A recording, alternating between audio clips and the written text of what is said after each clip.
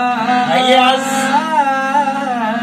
हमारे बीच में सोनी मित्तल और भोजपुरी के उभरते कलाकार पंकज सिंह मोही और हमारे शिष्य कह लीजिए, छोटे भाई कह लीजिए, सोनी मित्तल जी भी हैं।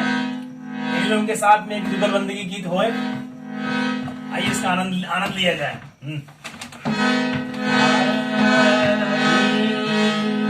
दिल ना लगई हे गजाले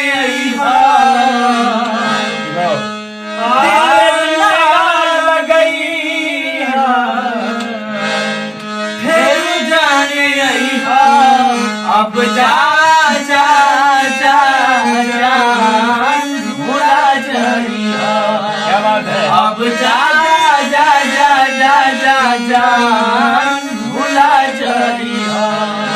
हमारा प्यार के बदला में मुलका दिले बाड़ू हो। हमारा प्यार के बदला में मुलका दिले बाड़ू हो।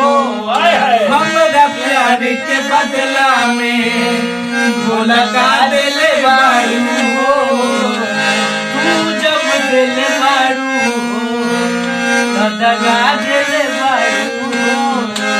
तू जब दिल बाड़ू हो दगा दिल बाड़ू हो। तू जब दिल बाड़ू हो दगा दिल बाड़ू हो। तू जब दिल बाड़ू हो दगा दिल बाड़ू हो। याद जान करी हो